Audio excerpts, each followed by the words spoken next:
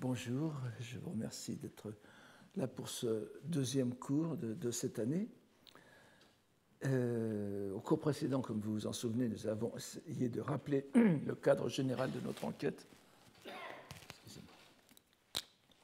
Et il nous faut à présent entrer plus avant dans notre sujet proprement dit. Devant les circonstances de JN, circonstance est à prendre au sens latin, ce qui se tient autour, le milieu, l'ambiance, l'époque de JN. On ne redira jamais assez que tous les âges sont des époques de transition, au point qu'il n'y a pas grand sens à tenter de définir en ces termes quelque époque que ce soit. Et pourtant, il est indéniable que la vie de JN, dont vous avez les dates ici, coïncide avec un âge d'une singulière importance dans l'histoire du Japon. Il nous faudra donc, avant d'aborder cette vie, puis son œuvre, faire un bref bilan ou une mise au point de la situation culturelle, religieuse, politique du Japon de son époque. Nous verrons qu'effectivement, la matière est riche. La plupart des sources modernes qui traitent de JN le présentent comme un personnage de l'époque de Kamakura, une détermination qui apparaît déjà comme sujette à bien des nuances, ne serait-ce que sur la date exacte du début de l'ère de Kamakura, qui correspond à l'époque du même nom, où le pouvoir politique effectif fut transféré de Kyoto à la ville de Kamakura, désormais siège du shogunat, inauguré par Minamoto no Yoritomo. Je vous donne des illustrations qui n'ont pas grand sens, c'est simplement pour aider votre attention.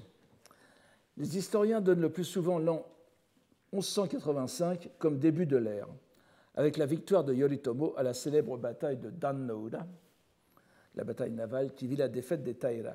Nous reviendrons là-dessus la semaine prochaine, très rapidement bien sûr. On donne aussi parfois l'an 1192, date du décret impérial nommant Yoritomo généralissime conquérant des barbares du Nord. Je vous donne une illustration d'un jeu à la mode au Japon, Sei Taishogun, c'est Yoritomo lui-même qui a changé depuis la statue précédente. Donc, on parle aussi des dates de 1180, 1183, etc. Nous n'avons pas à nous prononcer. En revanche, la date de 1333 pour la fin de l'époque de Kamakura est généralement admise. Elle correspond à la guerre de l'ère Genko, qui voit la tentative malheureuse de l'empereur Go-Daigo de restaurer la cour de Kyoto de Heian contre les Hojo, famille remontant au clan des Taira, vaincu par Yoritomo. Paradoxalement, donc ça c'est la fin, c'est celui qui marque la fin de l'époque de Kamakura, n'est-ce pas, Ashikaga Takaoji, et le début de l'ère suivante. Paradoxalement, les Minamoto avaient en effet perdu tout pouvoir effectif après Yoritomo, au profit des régents Hojo. Il faut sans doute croire que l'histoire se répète parfois, car nous verrons que l'époque de JN avait déjà connu une situation politique similaire en bien des points. Quoi qu'il en soit, que nous adoptions 1185 ou à plus forte raison 1192, nous voyons bien que JN était âgé soit de 30 ans, soit de 37 ans, lorsque le centre du pouvoir politique quitta l'ancienne capitale de Heian pour n'y revenir justement qu'à la fin du XIVe siècle, en 1378, avec les shoguns Ashikaga, issus d'une branche des Minamoto cette fois, qui ouvrirent l'ère de Muromachi de la fin du XIVe, de 1392 en principe, à 1573. Là aussi, la date peut être discutée. Il s'agit ici de la victoire de Oda Nobunaga. En tout état de cause, les années de formation de JN, la période décisive pour la constitution de sa personnalité et de sa culture, s'inscrit donc entièrement dans les dernières années de l'époque de Heian. Cette période qui nous a parfaitement occupés jusqu'ici dans nos cours, si ce n'est la première année de notre cours, que nous avions consacrée à Son-en, 1298-1356. Voici Son-en, je vous le dis, je vous le redirai, vous savez que c'est lui qui est le disciple indirect de JN et qui a édité son œuvre poétique complète. Donc, nous ne dirions pas grand-chose en présentant JN comme une personnalité de Kamakura, alors qu'il en est l'un des éléments fondateurs et formateurs. Quelle était donc tout d'abord la situation culturelle du Japon de cette seconde moitié du XIIIe siècle, du XIIe siècle, qui vit la naissance et la formation intellectuelle de JN? Pour en donner une idée, il suffirait de renvoyer aux 4 années de cours précédentes où nous avons examiné les aspects de cette période qui semblaient importants pour notre enquête. Les Jingika, les poèmes sur les dieux, vous vous en souvenez. L'opuscule de Kukai sur le Shojijisogi, donc sur la réalité des phonèmes, des phonèmes, des graphèmes. Enfin, je vous donne ma traduction, la traduction qui est la plus adéquate à mon sens. La réalité des phonèmes et des morphèmes. On vous donnera souvent comme traduction les notes sur les phonèmes, les morphèmes et la réalité. Ensuite, le Wakan Roeshu, des poèmes chinois et japonais dignes d'être psalmodiés. Et enfin, le Senjusho, vous vous souvenez, le florilège de Saigyo que nous avons étudié l'an dernier. Ce dernier texte constitue, on l'aura sans doute remarqué, une sorte de lien naturel avec le thème de cette année. Tout d'abord, parce qu'il date probablement de la génération qui suit la mort de Jien, est imprégné de la religiosité qui dominait dans la première moitié du XIIIe siècle. Religiosité que partageait Jien et sur laquelle il eut lui-même une influence notable. Et ensuite, bien sûr, et surtout, parce que le protagoniste en est Saigyo, 1118-1190, l'illustre aîné de Jien, le maître de loi Hoshi Saigyo. Comme vous avez ici, je vous ai donné une karuta, n'est-ce pas, l'une de ces... Enfin, pour vous montrer toute la cohérence de cette époque, vous savez que ce qu'on appelle le Hyakunin Isshu maintenant remonte probablement à Teika, donc, qui est un contemporain de Jien. Saigyo est légèrement, on peut le considérer aussi comme un contemporain puisqu'il est mort en 1190. Et je crois que c'est le poème 86 du Hyakunin Isshu, donc traduit par René Siffert sous le titre de 100 poètes, un poème. Et vous voyez ce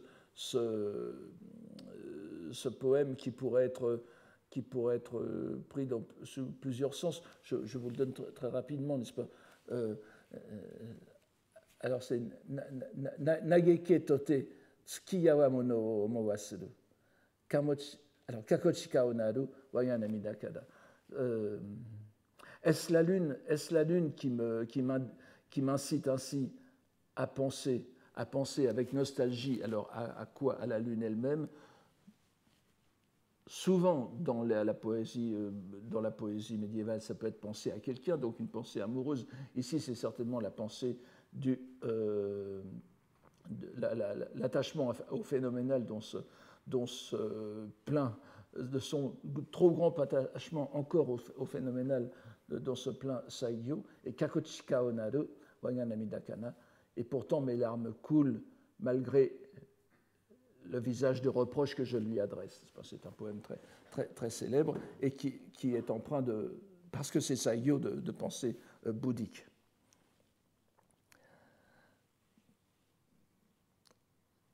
Comme vous le savez, comme nous l'avions dit, c'est l'un des poètes japonais les plus connus de nos jours encore. Saigyo et Basho sont toujours les deux noms que l'on donne pour la poésie japonaise. Mais les deux poètes, Saigyo et Jien, dont la réputation est certes bien différente, car l'opinion exige que l'on rabaisse le talent poétique de Jien. C'est quelque chose que nous verrons assez souvent. Jien est, que j'aurai peut-être l'occasion de rappeler, Jien est, sinon rabaissé, du moins très modérément apprécié de la critique moderne en tant que poète. Ils sont cependant constamment cités dans l'histoire de la littérature de l'époque, tout spécialement dans leur rapport avec le pouvoir politique. Il faudrait peut-être, si le temps nous en était laissé, nous livrer aussi à l'exercice quasi obligé de la comparaison entre les deux moines poètes. Mais nous verrons vite combien ils sont différents par leur mode de vie, et singulièrement la façon dont ils vivent leur religion. Saigyo est un parangon de la vie érémitique. J'avais trouvé une illustration, mais je ne l'ai pas mise. Bien que nous devions la considérer avec quelques distances, sa plongée dans l'érémitisme. Nous avons vu la dernière fois que la lecture non seulement la lecture du Senjusho nous a montré, et ça se fondait aussi sur des textes plus anciens que nous avons, et qui se recoupe aussi avec le Saigyo Monogatari. Il y a un va-et-vient constant entre la solitude, la solitude du mont Koya, la solitude de Yoshinoyama et la cour de Kyoto de Heian, n'est-ce pas? Saigyo va et vient. Et son acolyte, Saiju, vous vous en souvenez aussi, est souvent appelé à la capitale pour faire tel ou tel rite. Jien, en contrepartie, est presque le modèle du moine de cour. Et cela est d'autant plus évident lorsque l'on compare avec son lointain disciple Son En, que je vous ai mis ici, n'est-ce pas, dont nous avions relevé le souci de placer ses pas dans les traces de son modèle. Nous avions parlé de Son En lors de la deuxième année. Mais bien sûr, le point de rencontre entre Saigyo et Jien est évident et est au cœur de notre enquête. Il s'agit de la poésie, tout spécialement de la poésie bouddhique, et de la façon dont l'un et l'autre ont intégré les doctrines bouddhiques dans leurs poèmes, comment ils ont chargé ces poèmes de la richesse des notions sino-bouddhiques, dont nous avons retrouvé des échos certainement réélaborés dans notre lecture du Senjusho, mais qui quand même remontent à Saigyo, et dont on peut facilement retrouver l'origine dans l'étude du corpus religieux de notre ermite, c'est pas le Sankashu de Saigyo. Les deux poètes sont donc à considérer pour être mieux jugés et compris au sein de la culture de la fin de Heian, dont ils sont la plus belle illustration, avec d'autres grands contemporains tels que Shunzei et Teika, qui sont parents, n'est-ce pas? Et ce sont des noms que vous connaissez déjà, dont je vous reparlerai, je ne reviens pas dessus pour l'instant.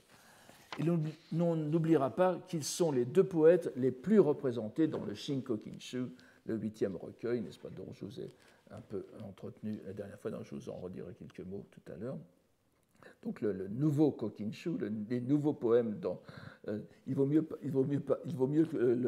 traduire cela comme le nouveau Kokinshu plutôt que nouveau poème, n'est-ce pas, nouveau recueil de poèmes anciens et modernes, parce que c'est vraiment une relance de la tradition du Kokinshu.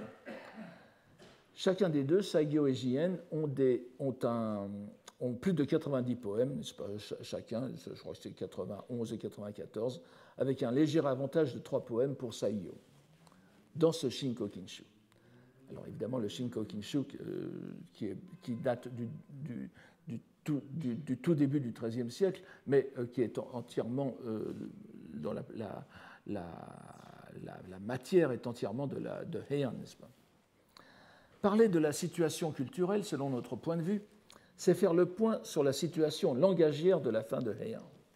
Nous avons vu que cette époque s'est caractérisée par un lent et sûr processus d'intégration linguistique. Nous pourrions manier encore le paradoxe et dire que ce processus d'intégration s'est effectué au travers d'une manœuvre d'altération.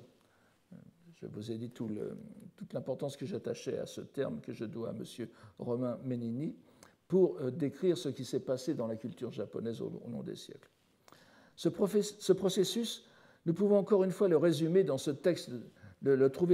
ce texte de Po Chuyi, pas Chuyi, maintenant, c'est pas Hakkyoi, le grand poète chinois du 9e, qui est mort autour de 848, n'est-ce pas, que nous avons vu au cœur d'un recueil décisif pour notre enquête, le Wakan Roeishu. Et ce Wakan Roeishu, vous vous en souvenez, date du tout début du XIe siècle, il est datable de 1013, et dont l'auteur-compilateur, Fujiwara no Kinto, avec son œuvre, joue un rôle aussi surprenant qu'important dans le Senjusho. Vous vous souvenez, c'était la matière du cours de l'an dernier. Quitte à nous répéter, il nous faut replacer ici cette citation si importante. Ça fait déjà, je pense, au moins 3 ou 4 fois que je la donne. Je la donne pratiquement chaque année parce que c'est un des axes de la pensée poétique japonaise et du processus langagier qui s'est déroulé à l'époque de Heian. Je vous donne ici 2 lectures. Une lecture qui est disponible sur l'Internet et une autre lecture de la très pratique édition de M. Miki Masahiro.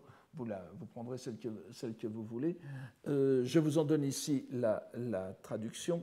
« Puisse mon œuvre d'écriture profane, Seizokumonji, que j'ai faite en cette existence, cette faute que sont les propos fous et les paroles spécieuses de la poésie, Kyogen Kigo ou Kyogen Kigyo, on prononce très souvent, lorsqu'on veut montrer que l'on est au courant, on prononce Kyogen Kigyo, mais la prononciation, je vous encourage à prononcer comme tout le monde, si j'ose dire, Kyogen Kigo, n'est-ce pas, les propos fous et les paroles spécieuses. Se retourner, Shirugaeshite. Vous voyez que l'autre lecture en donne une forme transitive, Shirugaerite. Donc se retourner pour devenir dans les existences futures cause de louange au véhicule de Bouddha et condition de mise en branle de la roue de la loi. Alors vous voyez bien, j'attire votre attention dans les deux dernières lignes sur la variante au lieu du caractère n'est-ce pas, donc Hirukaesu, que nous avons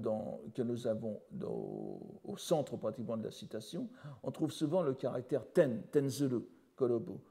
Alors, c'est très la distinction, la seconde lecture, ten, se trouve souvent dans les citations secondaires de ce texte au Japon. Vous voyez qu'il y a une grande différence entre les deux et que le fait que ce soit lorsqu'on utilise au Japon, on le prend dans un sens différent de celui qui est utilisé en chinois. En chinois, le terme, ce caractère de veut dire aussi traduction. Mais on voit bien que chez Pojui, ce n'est pas dans le sens de traduire, c'est simplement le sens de retourner la valeur.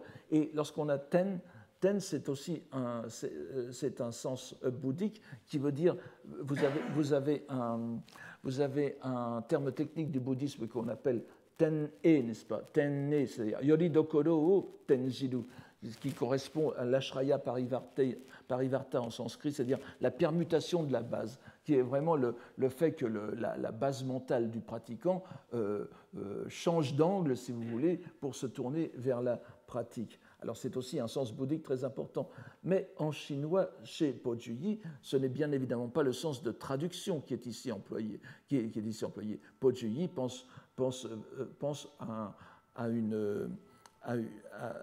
un retournement de fonction de la poésie. Mais lorsqu'on utilise ce texte au Japon, évidemment, dans le sens de traduction, qui est bien attesté dès l'époque. Ne pensez pas que ce soit un terme moderne. Et on l'utilise en Chine justement pour exprimer la traduction des textes sanscrits en chinois. Les Japonais, invariablement, interprètent ce caractère dans le sens de traduire du chinois en japonais. C'est pour ça que c'est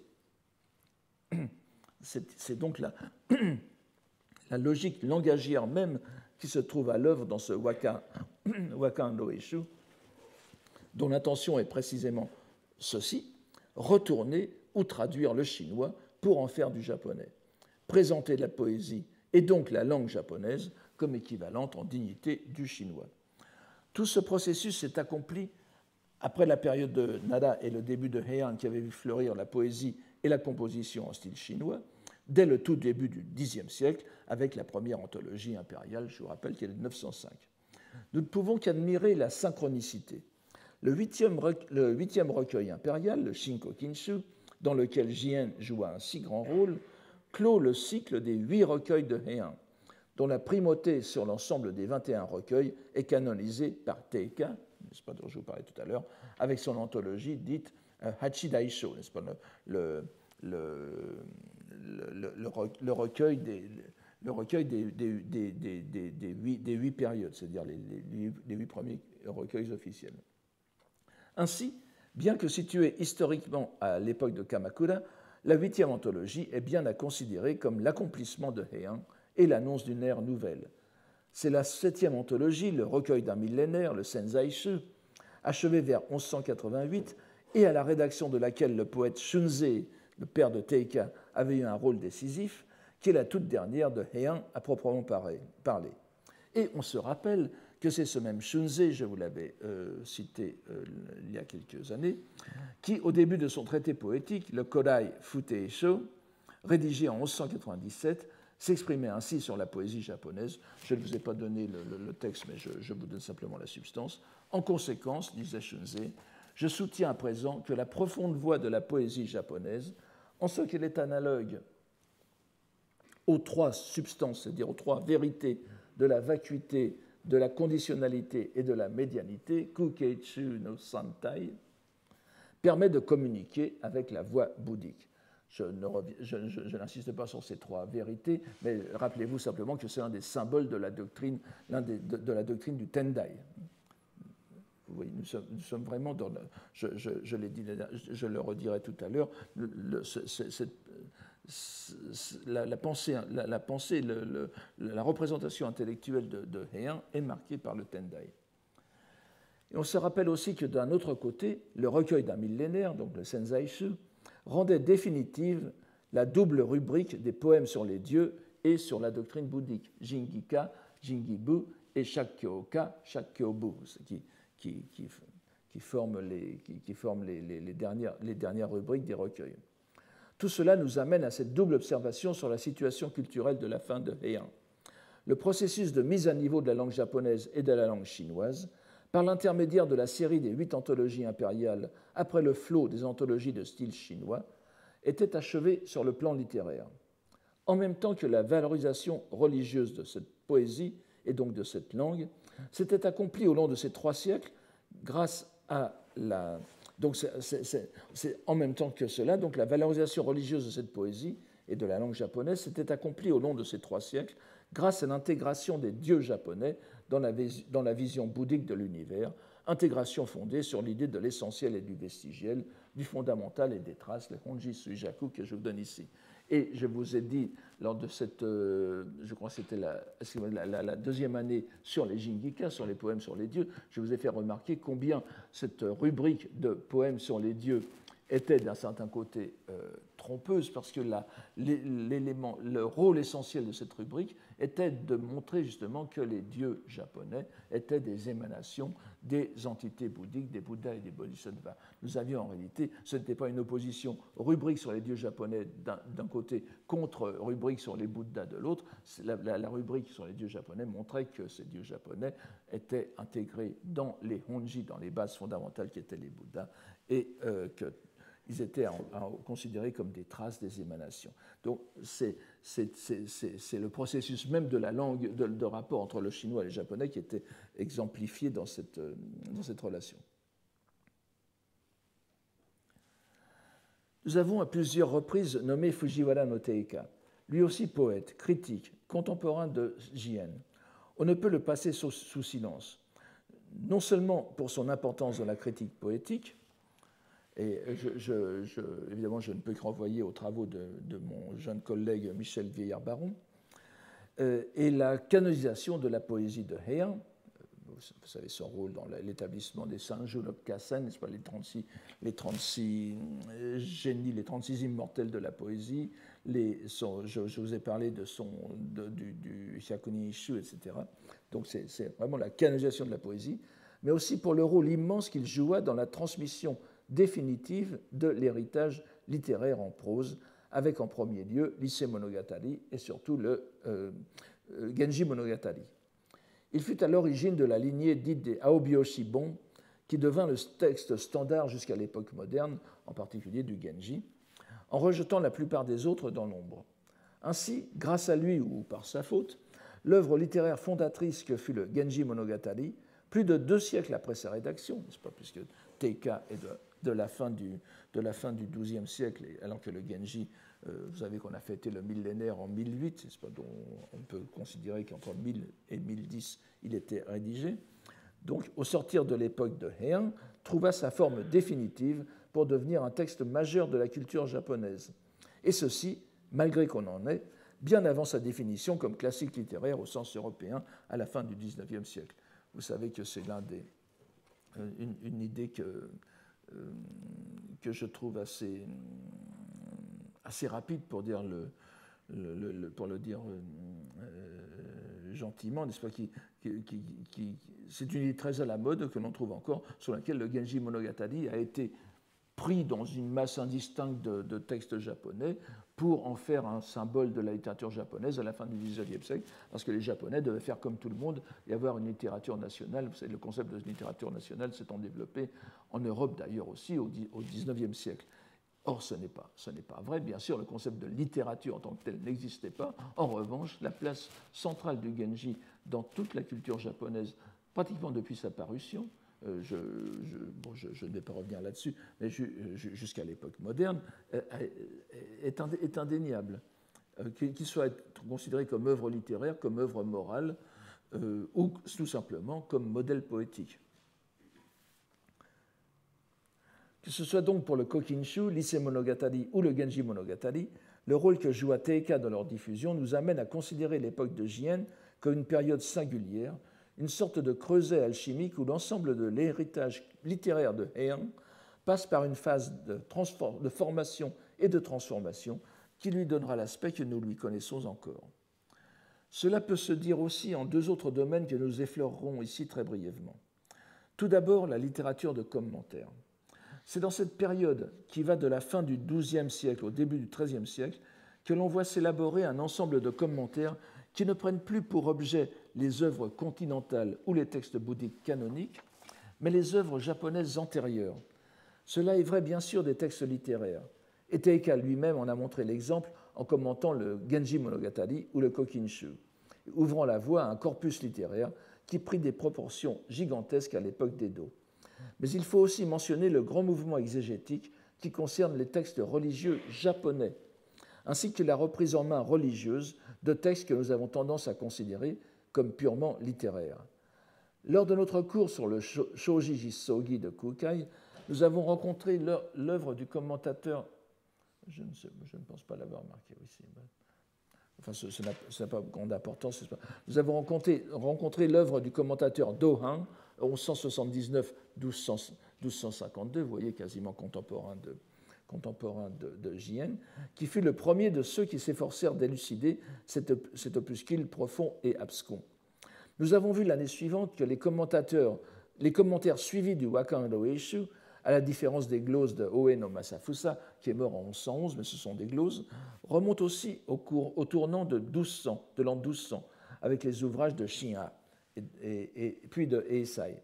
Ce sont là encore des synchronismes intéressants qui nous montrent la prise de conscience en la fin du XIIe siècle de l'héritage de Heian comme d'un corpus qui devient suffisamment autre, si l'on me permet de placer encore ici cette notion d'altération, pour devoir faire l'objet d'un travail similaire à celui qui se faisait sur les textes fondateurs continentaux. Là aussi, je le dis encore, n'est-ce pas, le Genji Monogatari était difficilement compréhensible pour les Japonais déjà de très haute époque. Je sais bien qu'on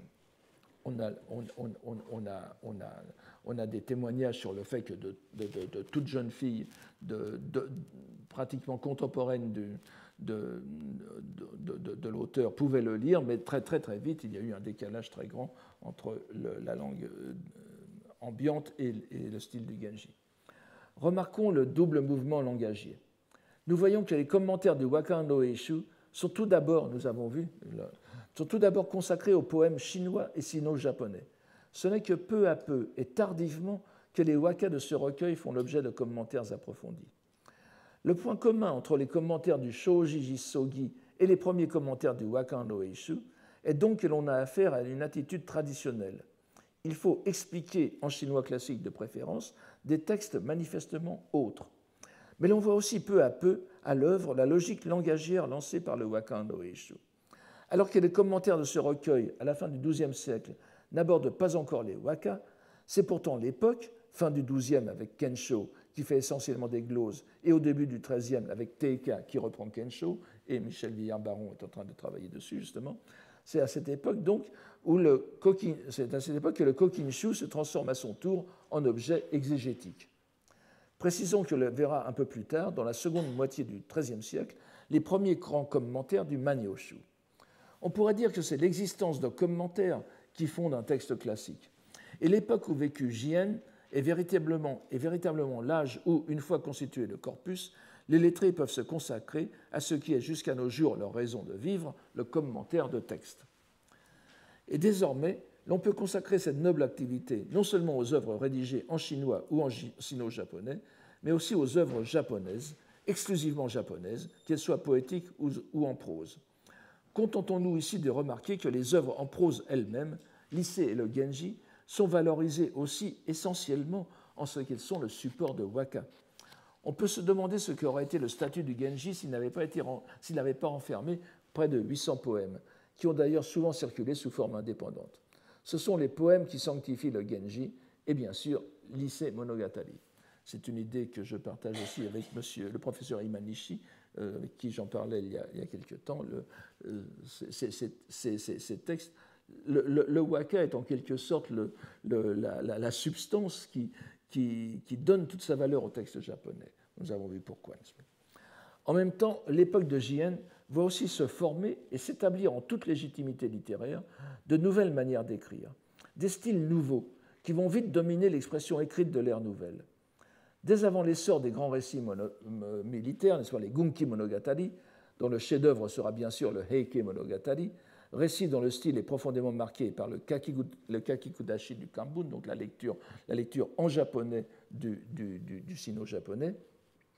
Et on ne peut ici citer même les plus importants représentants de ses prédécesseurs, le Hogen Monogatari, le Taiheiki, etc. Nous voyons donc tout un courant littéraire préparer cette vogue, avec le genre de Setsuwa dont nous avons parlé l'an dernier, en esquissant la lignée qui allait du Hobotsushu en 1179 au Senjusho, 1250 à peu près, en passant par le Hoshinshu de Kamo no Chome, avant 1216, donc avant la mort de Kamo no Chome, et le Kankyo no Tomo de 1222. Tous des Setsubashu dont nous avons parlé l'an dernier. Il faut bien sûr mentionner de Kamo no Chome encore le Hojoki, rédigé en 1212, qui représente aussi un style mixte où la syntaxe sino-japonaise est intégrée à la langue japonaise littéraire classique en un remarquable équilibre. Ce style se retrouve dans les autres œuvres de Kamo no Chome, dont nous rappellerons qu'il est né la même année que Jien en 1155, 1216. S'il est moins chargé extérieurement d'expressions sino-japonaises que le style qui prévalut dans les Gunki Monogatari et le Heike Monogatari, une lecture plus attentive du Hojoki, entre autres, montre que nombre de passages pourraient s'écrire très facilement en Kambun. En réalité, ce sont des yomi kudashi, n'est-ce pas? On a l'impression que Kamo no Chome fait la phrase en Kambun et qu'il la donne après en japonais. Il y a aussi le fait qu'il existait une petite version en Kambun du Hojoki, mais enfin, c'est une autre histoire. En tout cas, ça ne pourrait que renforcer ce que je vous dis en ce moment. En même temps, dans les pages qui traitent de poésie japonaise chez les différents auteurs dont nous parlons ici, on retrouve sans peine des développements dont l'origine remonte directement à la préface japonaise du Kokinshu de Kinotsuda Yuki, reprise de génération en génération dans les préfaces des anthologies postérieures et les traités de poésie. Et Jien est le premier à le faire. C'est un genre obligé de la préface de recueils poétiques, et l'on voit qu'ils suivent pratiquement le modèle de la préface japonaise de Kinotsuda Yuki. L'une des caractéristiques fondamentales de tous les textes que nous avons mentionnés, et l'on ne sera certainement pas surpris, est la place qui occupe le bouddhisme. Si nous avons vu dans la citation de Jien donnée au cours précédent, citation conforme d'ailleurs à une idée ancienne remontant aussi au moins à la préface du Kokinshu, je vous répète qu'il dit à peu près que la voix de la poésie est la voix du Bouddha, n'est-ce pas? Que le Kado, Utanomichi est Butsudo, Hotoke no Michi. C'est une idée,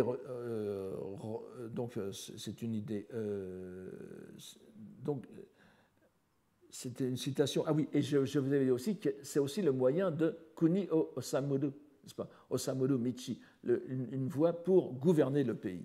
C'est une idée ancienne qui remonte par-delà le Kokinshu à la Chine, bien sûr. Donc la poésie est un instrument de choix dans l'administration du royaume et de la conduite des hommes. Mais cela n'est que son aspect phénoménal. Dans son essence, la poésie est reflet de la vérité bouddhique et est pratique de la voie bouddhique. Elle légitime, nous l'avons vu, l'emploi de la langue japonaise aux côtés de la langue chinoise, mais elle oriente aussi presque naturellement son discours dans le sens bouddhique, ce qui aboutit au résultat paradoxal à première vue de présenter les grandes épopées guerrières, et en premier lieu le combat des Minamoto et des Taira, qui scellent l'époque de Heian et ouvrent Kamakura, comme l'illustration de la doctrine bouddhique. Cette impulsion n'est pas éphémère, Nous la retrouverons jusque dans l'autre grande époque de bouleversement politique que fut la fin du XVIe siècle, d'Oda Nobunaga à Tokugawa Ieyasu, lorsque les grands chefs de guerre étaient aussi religieux bouddhiques, prenaient les ordres. Cela nous amène donc à présenter un bref aperçu de la situation religieuse de l'époque de Jien. Jusqu'à récemment, le nom même de l'époque de Kamakura évoquait avant tout le vaste mouvement que les historiens du bouddhisme ont appelé le nouveau bouddhisme de Kamakura, le Kamakura Shinbukkyo, n'est-ce pas, dont les prémices sont profondément ancrées dans la fin de Heian. On sait que, comme beaucoup d'autres importations culturelles du continent, les différentes traditions bouddhiques chinoises ou coréano-chinoises qui se sont succédées au cours des siècles ont eu tendance à se superposer plutôt qu'à se remplacer. Les 6 écoles de Nara, Nanto Rokushu, que je vous donne ici, dont certaines n'ont eu qu'une existence théorique, en particulier le Jojitsushu et le Kushashu, qui ont... Bon, je n'entre pas dans ces détails, mais voilà, on peut dire qu'ils ont eu une existence théorique, en tout cas, ils se sont tout de suite très rapidement dilués. Alors que d'autres ont connu des résurgences périodiques. Ces 6 écoles avaient été, comme on sait, ou l'on croit le savoir, largement supplantées à l'époque de Heian, dès le début du IXe siècle, par l'établissement des 2 écoles phares des siècles qui suivirent, le Tendai et le Shingon. Cela faisait 8 écoles. Et l'on sait qu'au début du IXe siècle, des représentants de 6 d'entre elles avaient, sur ordre impérial, rédigé un compendium de leur doctrine. C'est ce qu'on appelle les Tensho Chokusen no Pon Shusho, n'est-ce pas, les six traités sectaires, pourrait-on dire, faits sur ordre impérial à l'ère Tensho qui est 824-834, sans doute sur l'ordre de l'empereur Junna. Cette liste devint canonique pour toute l'époque alors, vous voyez que il n'y a que 6 sectes, 6 écoles qui sont représentées. Bon, pour moi, ici, dans ce cours, secte et école revient pratiquement au même. Je n'insisterai pas sur des... bien sûr, il faut vous débarrasser de toute l'acception ultramoderne du mot secte. C'était un terme qui était employé très couramment pour désigner les écoles bouddhiques Alors évidemment, certains chercheurs pensent plutôt à utiliser le mot école. Cela traduit le même mot shu, n'est-ce pas, shu, hein, pensent utiliser le mot école pour les écoles de Nara parce qu'elles étaient proprement parlées fondées sur des textes. Et c'est vrai que on connaît très peu de fondateurs, personne ne connaît le nom des fondateurs de l'école des écoles de Nara. Il y en a, alors que tout le monde connaît les fondateurs du Tendai et du Shingon dont nous allons parler dans un instant. Donc les sectes relèveraient plutôt sur la tradition d'un fondateur. Ça peut être vrai dans le cas du Shingon, mais Saicho, pour le Tendai, après tout, se veut vraiment un simple transmetteur. Alors, en tout cas, donc pour moi, secte ici n'a absolument rien de péjoratif. Je préfère le redire. Donc, alors, en revanche, vous voyez que pour garder un chiffre canonique de 6 sectes, on a enlevé le Jojitsu, le Jojitsushu et le Kusha dans cette liste du premier tiers du IXe siècle. Mais la liste de 8 avec donc les 6 premières de Nara et les 2 qui arrivent à Heian, le Tendai et le Shingon, devint canonique, car nous savons qu'un grand moine de l'époque de Kamakura, Gyonen, 1240-1321, rédigea sous ce titre une présentation des doctrines des 8 écoles, alors même que son époque voyait l'essor du nouveau bouddhisme. C'était une sorte de manifeste du bouddhisme traditionnel. Bien évidemment, le silence de Gyonen sur les nouvelles sectes est éloquent. Si éloquent d'ailleurs que l'on ne tardera pas à ajouter à ces deux livres, les 2 livres dont se composent le texte de Gyonen, le Hashu Koyo, vous voyez, qui signifie le résumé, l'essentiel des 8 écoles ou des 8 sectes, on ajoutera assez rapidement un appendice sur le Zen et la terre pure. En remettant les 2 écoles omises en l'ère Tensho, il entend donner la liste définitive des écoles légitimes face aux nouveautés de son époque. Donc, Gyonen, comme vous voyez, et de la dernière partie de Kamakura, à l'époque où le bouddhisme de Kamakura a pris un essor certain, il donne cela donc comme une sorte de liste, de contre-liste. Il faudrait bien sûr s'interroger sur la nature de cette séparation entre écoles. Leurs nets contours extérieurs cachent en réalité de profondes influences mutuelles, sans compter que ce que l'on pourrait appeler, traduire en français par éclectisme, kengaku, le premier terme que je vous ai mis ici, la maîtrise de plusieurs systèmes bouddhiques a toujours été considérée comme un exploit intellectuel digne de louange. On sait aussi que certaines écoles ont été soucieuses de démontrer qu'elles réunissaient en leur sein l'essentiel des autres. Le Tendai de Kamakura proclame que son fondateur, Saicho, avait en réalité introduit, en même temps que le Tendai, le zen, la terre pure, l'ésotérisme et la discipline monastique, le Ritsu, n'est-ce pas ? Pratiquer pleinement le Tendai revenait donc à pratiquer tout ce qui comptait à l'époque dans le bouddhisme. Déjà, tout le monde le sait, le grand mouvement qui avait entraîné le bouddhisme tout au long de l'époque de Heian, dès le retour de Kukai de son bref séjour en Chine, autour de 805, fut la conversion à l'ésotérisme, au Mikkyo. Je vous donne en troisième ici. Le Tendai, qui avait voulu tout d'abord s'imposer comme une structure scolastique se suffisant à elle-même, c'est ce qu'on appelle le Kengyo, n'est-ce pas? La deuxième ici. Et nous allons voir tout à l'heure comment. Elle fut, pour ainsi dire, dès la génération qui suivit Saicho, obligée de se mettre au diapason du Shingon, s'il voulait garder auprès de la cour et de la noblesse dirigeante qui avait reçu avec enthousiasme la liturgie complexe et impressionnante de cette école, relevée par le mystère des mantras et des lettres brahmiques. Je ne reviens pas là-dessus, on aura peut-être l'occasion d'en reparler.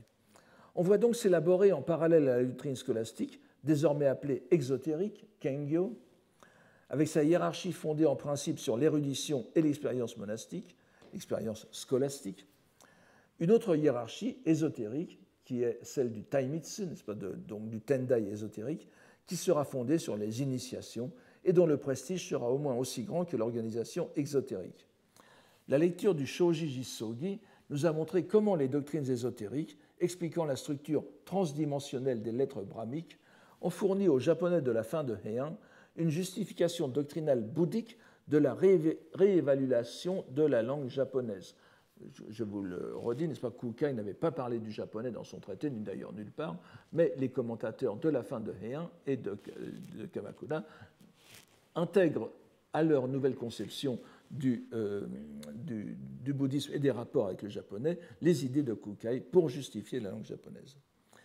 Il va sans dire que l'école Tendai s'est ralliée à des vues similaires en adoptant à son tour la symbolique des lettres brahmiques et des mandalas dès la moitié du IXe siècle. Il va sans dire aussi que l'on serait bien en peine de trouver les prémices de telle doctrine dans les enseignements du Tiantai chinois du VIe siècle, que Saicho s'était donné pour mission de transmettre au Japon. Ainsi, par-delà les limites des écoles, la fin de Heian et l'époque de Kamakura commençant voient ce que nous appellerions aujourd'hui une transversalité, une attitude commune qui explique l'ambiguïté des positions des grands personnages de l'époque. On se souviendra encore du caractère éclectique de l'attitude des personnages qui apparaissent dans le Senjusho, dont les anecdotes reflètent aussi bien le prestige des hauts lieux de l'ésotérisme, comme le mont Koya, que les doctrines de l'école Hosso, de l'école de Nara donc, et bien sûr et surtout de la terre pure. Car il ne faut pas oublier qu'alors que les historiens du bouddhisme japonais se sont complus à mettre l'époque de Heian sous le double signe du Tendai et du Shingon, la dernière partie de cette période est balayée par la grande vague de la croyance en Amida. Nous y reviendrons bientôt. C'est certainement le trait le plus remarquable et le moins compréhensible à première vue pour ceux qui ont eu la naïveté de trop se conformer à l'historiographie traditionnelle, je veux parler de l'historiographie bouddhique du XXe siècle, qui veut voir une rupture dans le bouddhisme de Kamakura. En réalité, si nous considérons l'un des plus grands moines Tendai de l'époque de Heian, Genshin,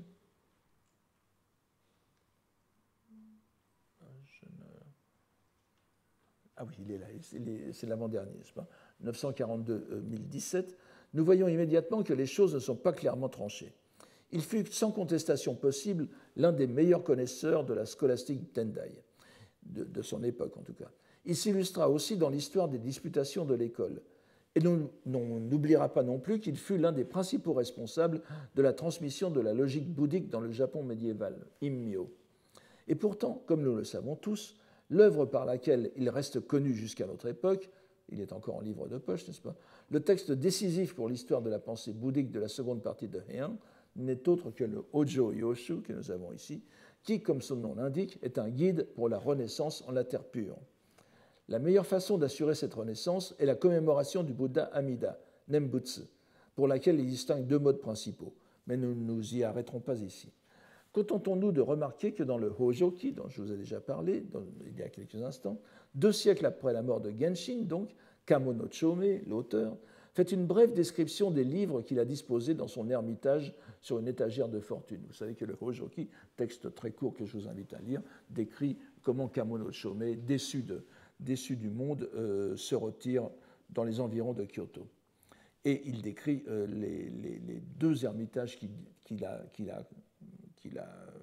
musubu, n'est-ce pas, qu'il a construit, est un bien grand mot, qu'il a bricolé. Alors, on y parle dans ce passage, un passage très célèbre, d'un recueil de poèmes, waka. Alors, est-ce le Kokinshu? Sans doute, probablement. On parle aussi du sutra du lotus. Alors, on voudrait dire, bien sûr, le sutra du lotus, mais ce qui est très intéressant, c'est que certains textes, certaines variantes du Hojoki ne mentionnent pas enlèvent le nom du sutra du lotus. En particulier, le fameux Sagahon, vous savez qu'à l'époque, au tout début de l'époque d'Edo, donc au tout début du XVIIe siècle, les Sagahon constituent une sorte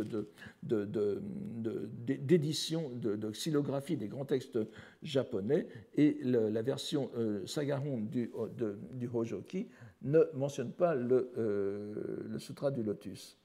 Mais dans toutes les versions, ce que nous avons, c'est l'Hojo Yoshu, n'est-ce pas? Donc, Kamo no Chome a 3 livres, un recueil de waka, sans doute le Sutra du Lotus, un 4e livre, peut-être parce que c'est ambigu, un traité de musique, semble-t-il. Il dit simplement kangen, n'est-ce pas? C'est-à-dire instrument à vent et à cordes. Mais est-ce un traité de musique de l'époque? On peut imaginer qu'il ait mis une flûte et un koto sur son étagère, mais comme il vient au milieu de titre de livre, ça doit être un traité de musique. Enfin, bon, ça ne nous intéresse pas ici. Ce qui est intéressant, en revanche, c'est que donc l'autre texte fondamental pour ce pratiquant érémitique, c'est l'Hojo Yoshu. Ce compendium, destiné à celui qui a foi en la puissance salvifique d'Amida, œuvre d'un moine japonais, je le répète, bien que ce soit en réalité un recueil de citations de textes chinois, mais c'est quand même sous le nom de Genshin qui s'est transmis, n'est-ce pas? Donc, ce recueil est ainsi mis sur un pied d'égalité avec le Sutra du Lotus, au moins.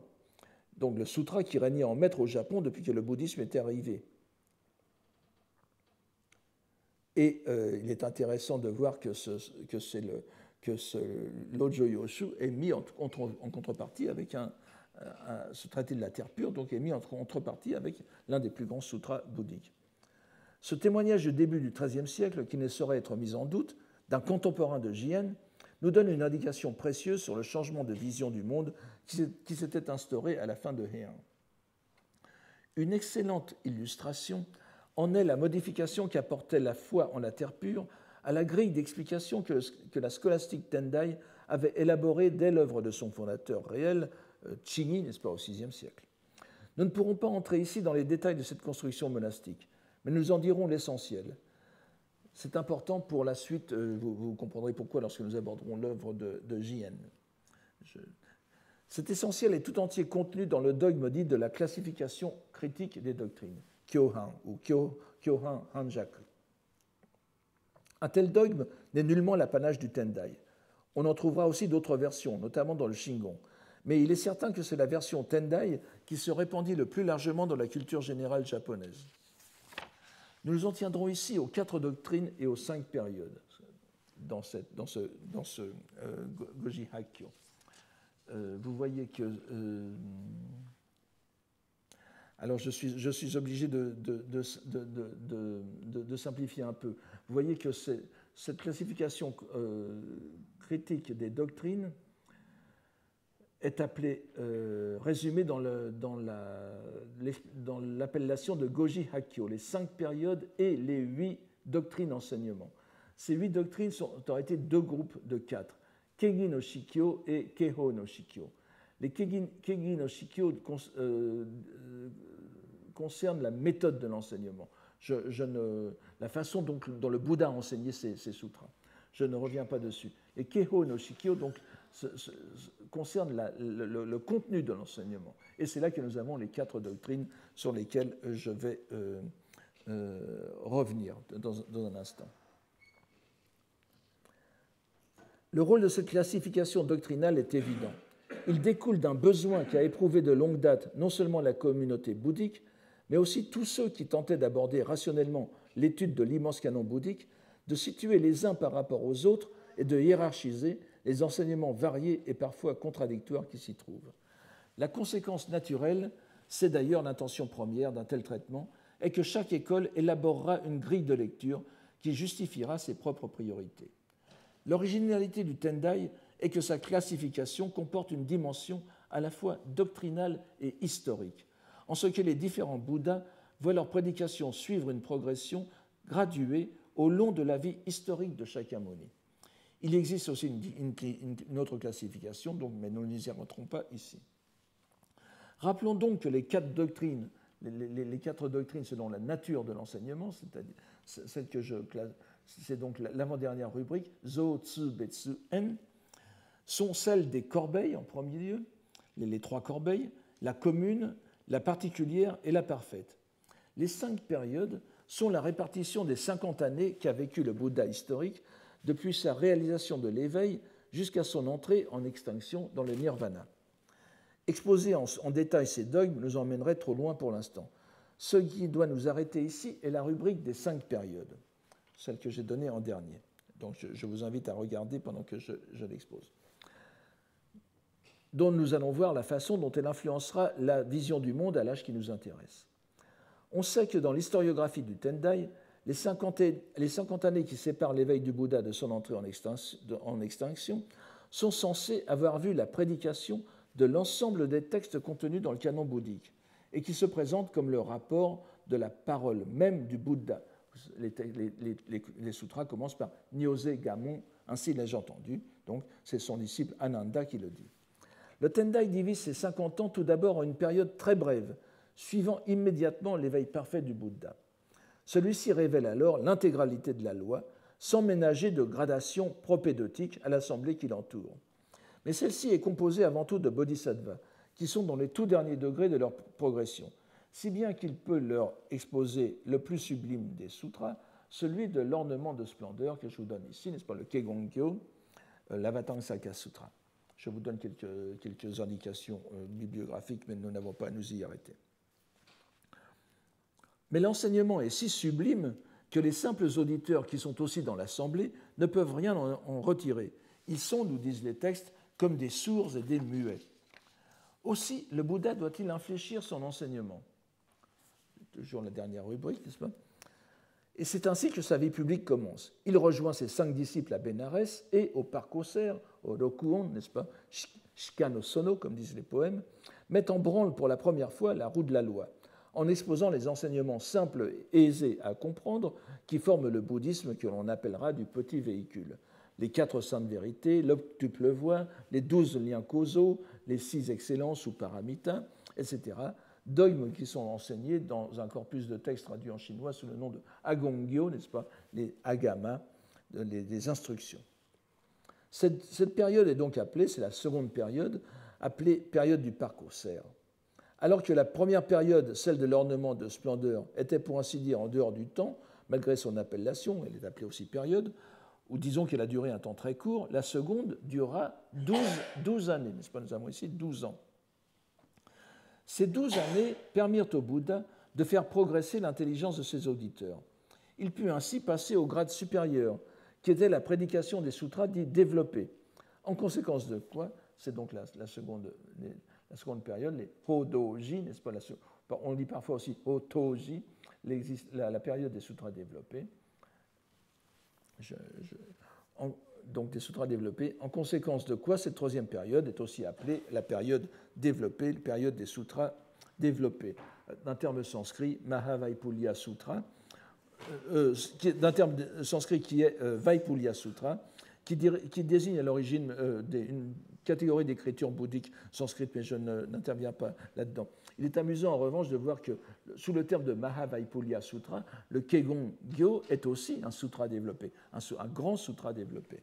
Mais évidemment, on n'en tient pas compte dans cette critique. Donc, disons seulement ici que cette période des sutras développés est représentée par la prédication de sutras aussi importants dans l'histoire du bouddhisme japonais que l'enseignement de Vimalakirti, n'est-ce pas, que nous avons ici, le Yuimagyo, ou bien le Shomangyo, n'est-ce pas, le Sri Maladevi Singhanada Sutra, qui sont, avec le Sutra du Lotus, ce sont trois sutras qui sont censés avoir été commentés par le prince Shotoku Taishi lui-même au début du 7e siècle. D'ailleurs, il est amusant de voir qu'à l'époque qui nous intéresse encore une fois, parce qu'on ne fait pas attention, nulle mention n'est faite des sutras d'Amida, les sutras amidistes, n'est-ce pas, dans cette classification des doctrines. Évidemment, les Japonais de l'époque ont été obligés de se poser la question. Or, dans certains textes de l'époque, les sutras d'Amida viennent dans cette période des sutras développés, ce qui est un peu contradictoire avec ce que l'on va voir tout à l'heure, mais il faut bien distinguer la teneur des sutras et l'action salvifique du Bouddha Amida. Je reviendrai peut-être là-dessus plus tard. Alors, si je reprends les explications simples du compendium du moine coréen Taikan, n'est-ce pas, que je vous donne ici dans la dernière ligne, qui s'appelait la disposition des 4 doctrines selon le Tendai. C'est un moine coréen, Chaegwan en coréen, qui vécut au Xe siècle, il est mort en 1971. Son petit traité a été très très lu au Japon à partir de la fin de l'époque médiévale. Donc, selon Taikan, cette période présente à la fois les sutras du petit véhicule, mais aussi les doctrines du grand véhicule, en contraste avec les premières. Elle permet de mettre en lumière le caractère partiel et mineur du petit véhicule pour mener les êtres à aspirer au supérieur. Cette période dure 8 ans. Nous sommes donc à 20 ans dans la prédication et le Bouddha à 50 ans. Les auditeurs ayant à présent considérablement mûri dans leur faculté de compréhension, le Bouddha peut leur dévoiler l'avant-dernier degré dans la progression doctrinale. C'est donc ce qu'on appelle le Hanyaji, n'est-ce pas? Et il est représenté par les sutras dites de l'excellence de sapiens ou la grande vertu de sagesse, les Prajnaparamita Sutras,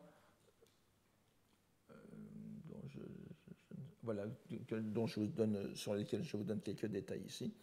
Un énorme corpus scripturaire qui démontre et répète inlassablement que toutes les entités sont vides de nature propre, n'est-ce pas, Jishoku, ou tout simplement Ku, ont des textes qui vont des 5 millions de caractères du Daihanya Shingyo, en 3 volumes entiers qui occupent 3 volumes entiers du canon bouddhique de l'art Taisho, n'est-ce pas, qui sont d'énormes volumes.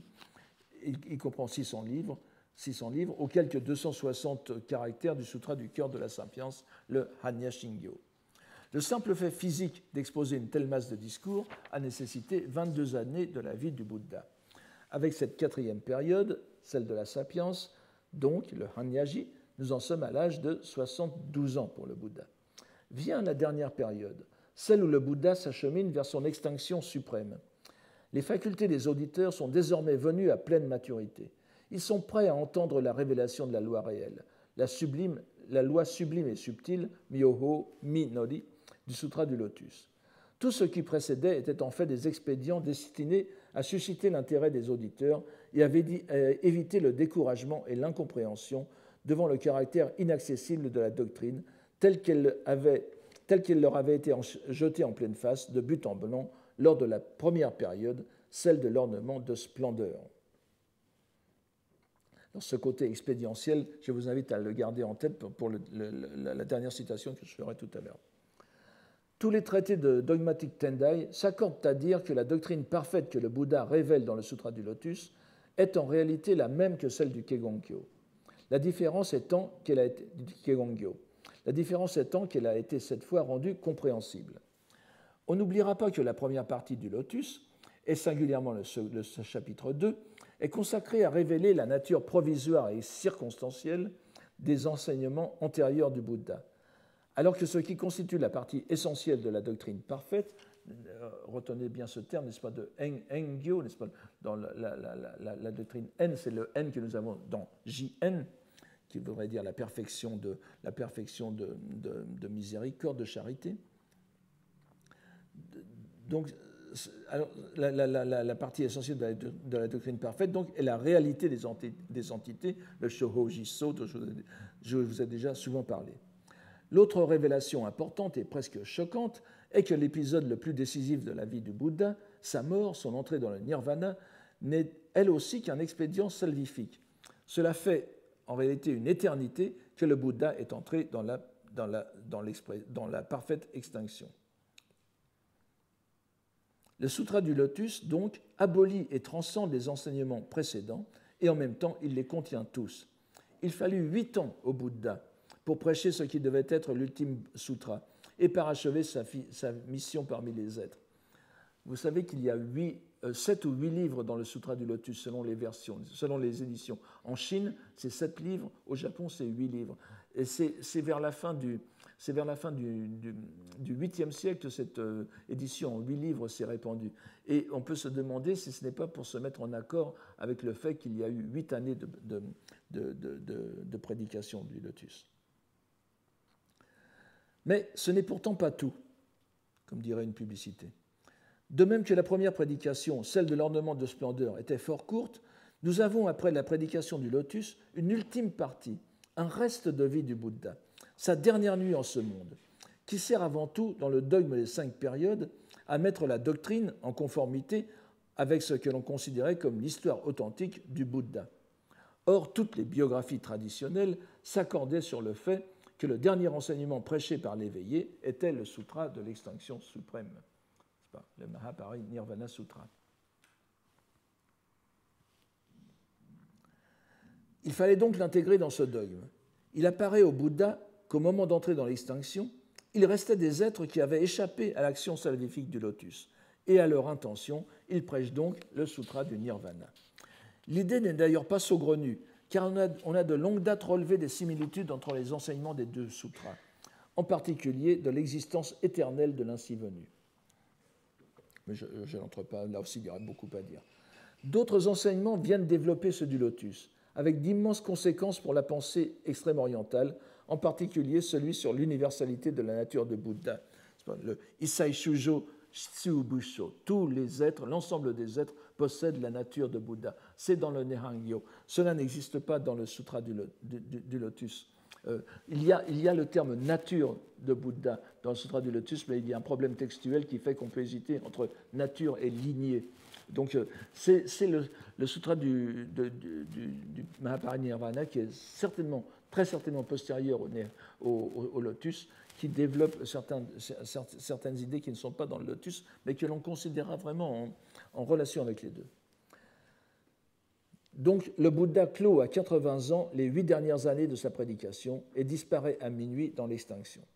Nous avons donc ainsi l'articulation des 5 périodes et des 4 ou 8 doctrines qui forment le socle de la pensée de Heian. Ces 5 périodes, grâce à un jeu sur l'ambiguïté du mot japonais, sino-japonais ji, toki, qui signifie temps, période, mais aussi heure, n'est-ce pas, l'heure de la journée, ont été adaptées à une comparaison portant sur les heures de la journée. Il y a aussi d'autres comparaisons, mais je n'y reviens pas. La comparaison des 5 saveurs, nous la retrouverons dans les cours qui suivront. Donc les heures de la journée marquées par la course du soleil. C'est cette comparaison qui va permettre un développement très significatif à la fin de Heian. Il nous faut donc l'esquisser rapidement, toujours d'après notre moine coréen Taikan. Elle reprend un passage du Sutra de l'ornement de splendeur. La première période est, et là je cite Taikan sans vous le dire, toutes ces définitions sont de Taikan, comparable au soleil qui, dès son lever, illumine d'abord les monts élevés. C'est le Kegongyo, n'est-ce pas, illumine d'abord les sommets, donc les gens de très haute faculté. La deuxième période, c'est le moment où le soleil illumine les vallées obscures, donc les gens dont les facultés relèvent du petit véhicule.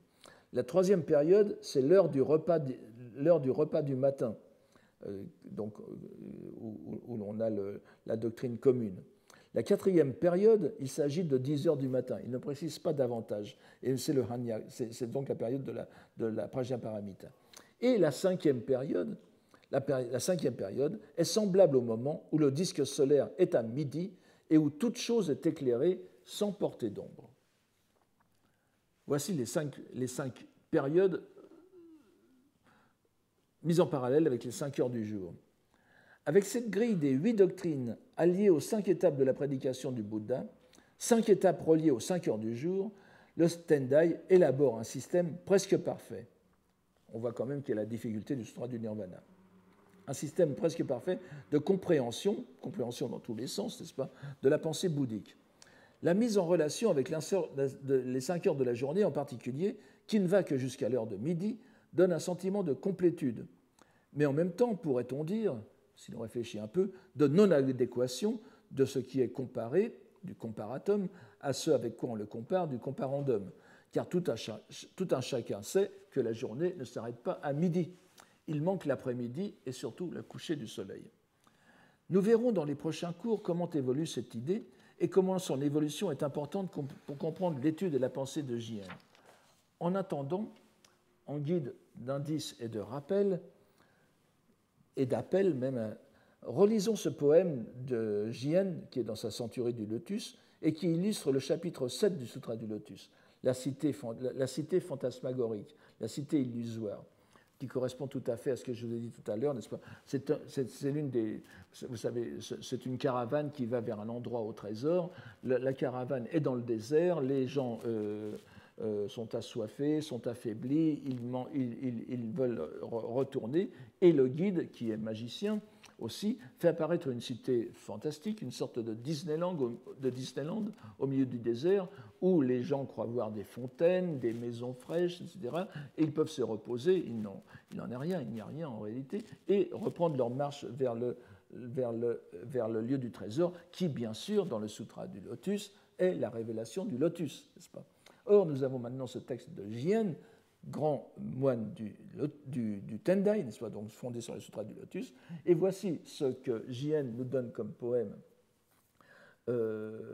sur ce passage du chapitre 7 du Sutra du Lotus. Karini, le passage, n'est-ce pas, Gonkesa Shijo, n'est-ce pas, Karini kono shiro, kono jo o kesa seri, j'ai fait apparaître provisoirement ce fantôme de ville, dit le guide qui est le Bouddha, bien sûr, pour aller au Sutra du Lotus. Or, que nous dit ici Jien, et je ne vais pas m'étendre trop sur ce poème, mais vous voyez, Karisome no yado tokoso kike, tabi no sora, nagamurusue wa murasaki no kumo. Provisoire, certes, est ce gîte, nous l'entendons. Au ciel de notre voyage, nous contemplons en son terme les nuées empourprées. Murasaki no kumo. Bon, on a déjà parlé de cette métaphore qui ne peut qu'éveiller à la fois l'idée du soleil couchant et la venue du Bouddha Amida. Et vous voyez donc qu'il donne ici une heure qui dépasse de beaucoup l'heure de midi, ce grand moine du Tendai, n'est-ce pas? Et il la définit comme le sue, c'est-à-dire le but ultime, le but final de son voyage. N'est-ce pas? Donc, vous voyez déjà ce qui se dessine, sur lequel je vais insister davantage la semaine prochaine, en vous remerciant d'être venu aujourd'hui.